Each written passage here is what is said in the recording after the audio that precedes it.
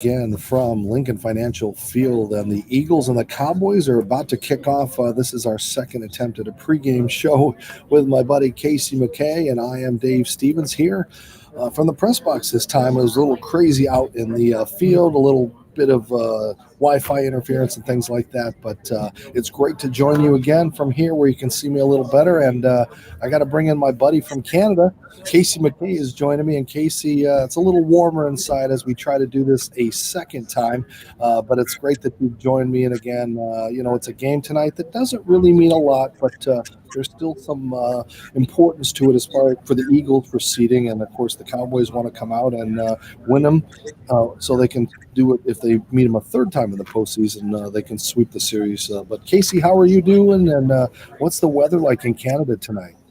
Oh, I'm doing just fine, Dave, and it's pretty chilly here in Canada, but I I'm getting by, and it's pretty typical temperatures for January. Um, but I've been just staying inside and hunkering down because I don't really like the cold. I think, but this is typical Canada weather, so it's what we've come to expect as Canadians. Well, I'm glad I came inside. And again, we've got a little bit of football to talk about as we just do this quick mini live shot from here. And as I said, the teams are getting ready on the field, as you can see down there. Crowd is kind of trickling in. It's kind of a late night for these guys, and of course, it's a Saturday night game, which is unusual in the NFL. But I expect it'll be rocking and rolling in a little bit. And of course, the Eagles, they didn't even think they were going to be here a little while ago, or a few weeks ago. I mean, it was thought of that making the playoffs was not going to be something that they could do, but they're here. They're going to be in the playoffs. And again, they've secured, an opportunity that once you get involved in a postseason tournament, anybody can win. Like, in the NHL, an underdog can come up and come all the way through and shock some people. But these guys started out, Casey, 3-6 after 9 games, and nobody, I think they had a 1% chance to make the playoffs. So this turnaround is great. And tonight is going to be a little different. It might be almost like an exhibition game tonight because Jalen Hurts is not going to start, the quarterback who's really helped turn these guys around. So we're going to see Mishu, the backup, play a little bit today. And then there's some incentives for a rookie wide receiver.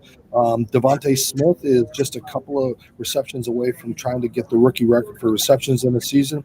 He is about 40 yards away from the rookie receiving yard for overall yards, and he's just up there with all of the other rookies in the league. So he's got a great chance to be rookie of the year. And as we talked about the Cowboys, with their offensive up and down that they've had this year with Zeke and Dak and all those guys, they're looking to come out strong as they wrap up the season. But most of the things is these guys want to come away from not being hurt. So that next week when they start the playoffs, but you guys up in Canada, are you a big CFL fan up there, Casey? Yeah, I've been to actually one CFL game, and the atmosphere was amazing. Uh, our our hometown team lost that game, but the atmosphere to just be a part of that was just amazing. And football fans really put their heart and souls into their team. It's really awesome to see. Well, if you, Casey, if you're watching the game tonight, I got to pull up a little something for you here on the screen because they have just announced all the roster changes that are caused by COVID. So there's a lot of guys that were on the practice squad that are playing, and they literally went over and had to rename everything. So moms and dads across the country that weren't expecting their kids to play can tune in tonight in the second game of the doubleheader on ESPN. I think the Kansas City Chiefs just did they end up beating Denver? I didn't get to watch the end of that game, but we've talked a lot about football, Casey. But I kind of want to get back to what your forte is. If you could kind of update us, what's been going on in the NHL.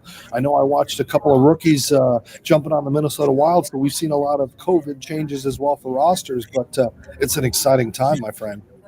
It is, and what I've seen in the NHL is a lot of provinces up here in Canada are either limiting how many fans can enter the building to watch a game, or some provinces, like here in Ontario, are not allowing spectators for about 3 weeks as we try to lessen the curve of COVID. So Alberta and BC are allowing 50% capacity. Ontario and Manitoba are not allowing fans for the next 3 weeks. So that should be interesting.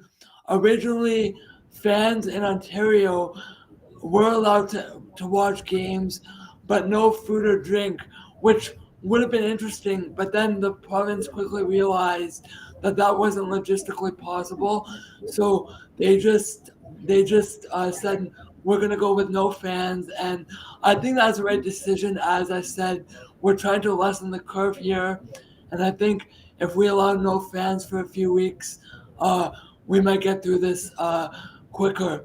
Another thing that I've noticed is Edmonton is not doing too well as a team. They're 3-9-2.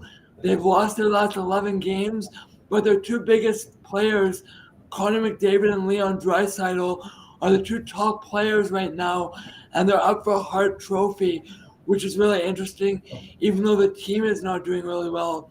So I think the next few weeks are going to be a real story for the NHL, and I'm really looking forward to see what comes out of this. I think as fans, we really have something to look forward to.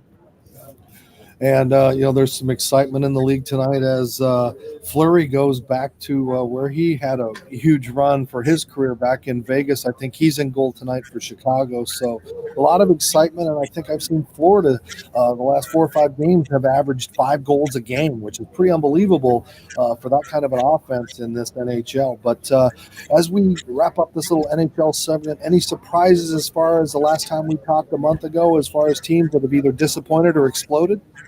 I think when I've looked at the standings, the teams that are on top have not surprised me.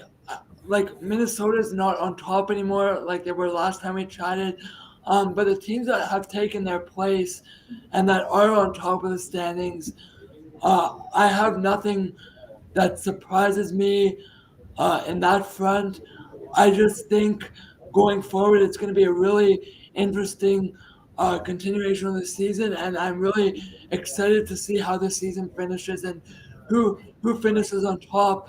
I know my hometown Leafs are doing really well this season, and I'm really hoping they can go further in the playoffs, and by that I mean past the first round.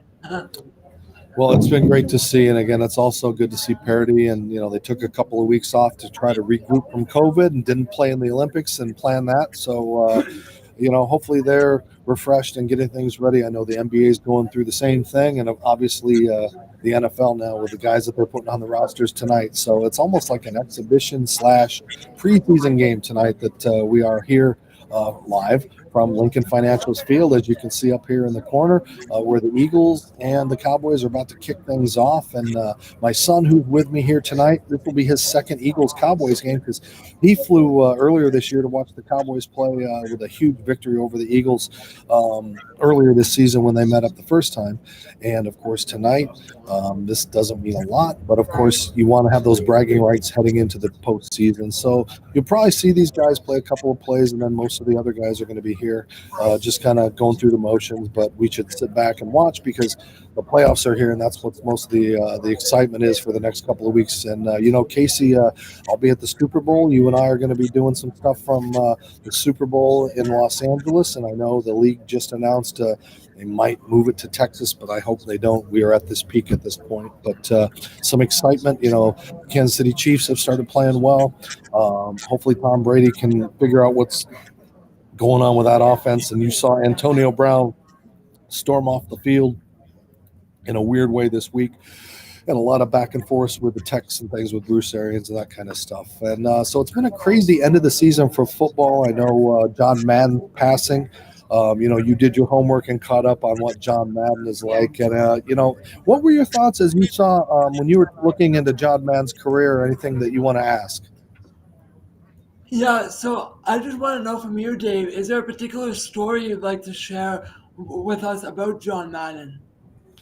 Well, I worked at ESPN for 20 years, and I got to be around him at a couple of Super Bowls, and it was really neat to see him just be this big, larger-than-life, boom, boom. He was walking around and screaming and saying those things like he was, and he always had somebody carrying a couple of extra dress shirts because he sweat so much, and so he would just be excited and sweat, and he'd have the same colored shirt, and they'd put it on. But just what he brought to the game and most people your age only know him from a video game, but he's also created a video game that kids now learn how to do plays and write things, and it's helped people create, and it's much bigger. And so it's a great legacy that he's left, not only as a coach and a broadcaster, but also, as what he's done to the NFL. And so, we're here tonight, and I'm excited to be here, right here at this place. And it's nice to be able to have the Disability Channel get to be a part of this. The league has brought us back in, so thanks to the league and Roger Goodell and all those folks out there. They open their arms to us, Casey, and I can't wait to get you stateside once things clear up, that we can be here and have you enjoy some American cuisine, because I Yeah. hear that Canadian stuff up there is a little bland. But we got some stuff for you this side. But it's been great to work with you so far, and I don't know what your thoughts are. Excitement, not being able to come to the Super Bowl, but you're going to be involved with some of the guests. Oh, that's awesome. I look forward to that. And I look forward to experiencing a Super Bowl in person with you once this pandemic is behind us. So that should just about wrap it up here from Lincoln Financial Field. As I said, the teams are going to get set to kick off here in a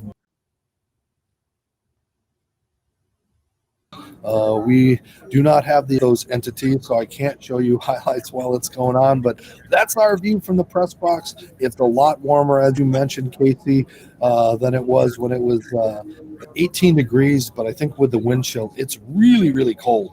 And I'm not wearing artificial legs to keep my bottom warm, so it's not so enjoyable out there.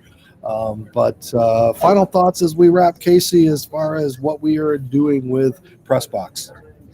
Well, I just hope that it's a very entertaining game tonight, and I hope you enjoy it, Dave. And I can't wait for our next show. And let's go to the Super Bowl, baby. That's right. All right. Well, from the beautiful press box here in Philadelphia, I think this went a little smoother than the one we tried to do outside. For my co-host, Casey McKay, this is Dave Stevens. Again, the teams are running off the field. They'll come out for the introductions, the national anthem, and all of the hoopla that we've got. So I've enjoyed spending a little time with you. Don't forget to follow the Disability Channel online. And of course, hey, I got to get a couple of plugs in. I'm Dave Stevens. And of course, you can follow Dave Stevens on Facebook, Instagram, TikTok, all social media. And again, you can support and hire Dave Stevens to speak at any of your programs and things like that. So for myself, and I'll bring back in my buddy Casey McKay. Want to wave and say goodbye to everybody, Casey? Bye, everyone. Thanks for tuning in. All right, that's a wrap from here. We'll see you next time from Pressbox. I'm Dave Stevens. And I'm Casey. Have a great night.